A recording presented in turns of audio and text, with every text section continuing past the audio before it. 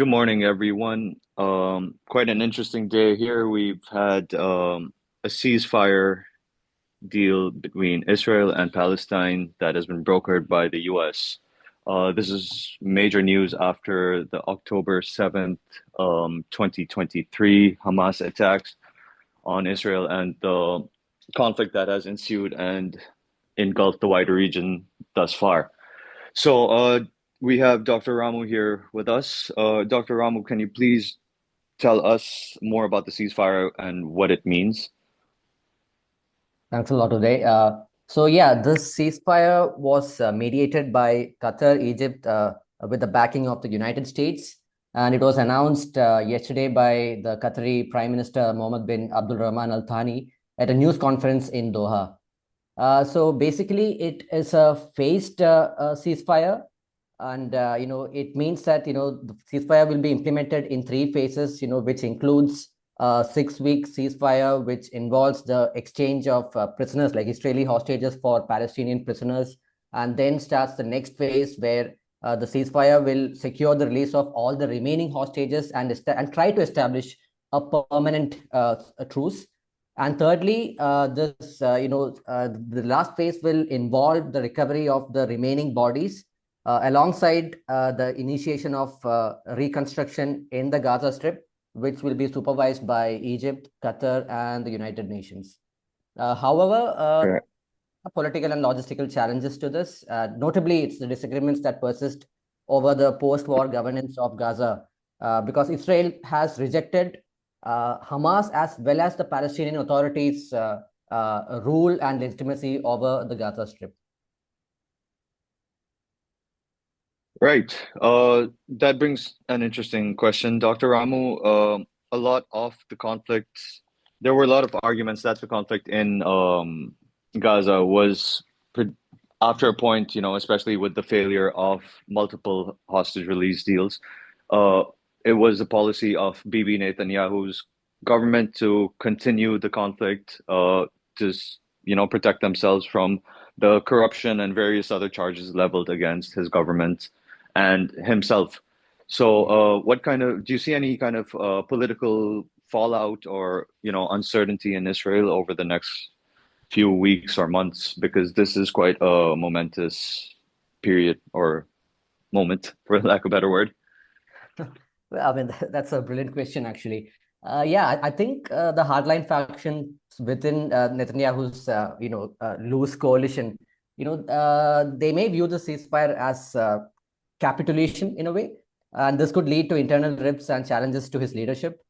And the truce, may be portrayed as by the opponents as a failure to decisively handle Hamas, which could again undermine Netanyahu's otherwise established security credentials.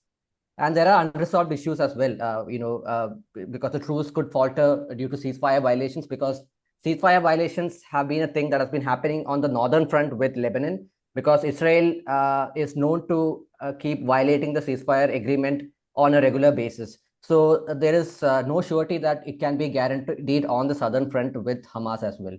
And when you look at lastly the public sentiment, while some Israelis may welcome the ceasefire, especially with regard to the release of the hostages, others, particularly the families of victims, may view it as an inadequate response to Hamas's actions. So public protests or demonstrations could arise, which could challenge Netanyahu's ability to manage the conflict. And it's very likely that such protests could break out in the conflicted regions, especially in Jerusalem and the West Bank settlements. Right. Yeah, those are all good points, Dr. Ramu. There has been a lot of internal pressure from the anti-war, the pro-war groups within Israel.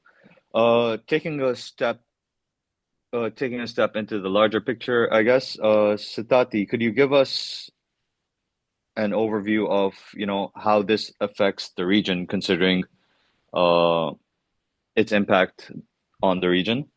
So how would the ceasefire deal kind of play out, and what does this mean now, and how would things look going ahead? Yeah, many thanks, Uday, for that question. First of all, I mean, we'd expect that tensions would naturally ease especially in the conflict zones in the region. I mean, we have seen fighting between Hezbollah and Israel in Lebanon, Syria as well. Israel has also been conducting some attacks over there. In Yemen, the Houthis have been pretty much active, carrying out attacks, especially in the Red Sea, the Gulf of Aden. Israel has also numerous accounts retaliated by conducting attacks in different, I mean, targeting, different Houthi interests in Yemen. So we'd expect that to naturally ease out. But in a scenario where we'd have like the ceasefire violated between Israel and Hamas, then definitely some of these flare-ups could reemerge. But apart from that, Right. um, in terms of the bigger picture view, we are still in the early days, giving a clear picture of what could happen post-war in the administration of Gaza. The United States would want to take a very keen interest on that. Israel as well cannot be, pushed away in terms of the administration of Gaza post-war, and Hamas definitely would want to be there, despite the fact that the United States and Israel are pushing for a reformed Palestinian Authority to govern the Gaza Strip post-war. Right. And I mean, throwing in Iran and their support of the Houthis, that will be really interesting to see whether the Houthis stand down now, considering that they've disrupted global shipping for well over a year now, I believe, causing billions of dollars in rerouting and disruptions.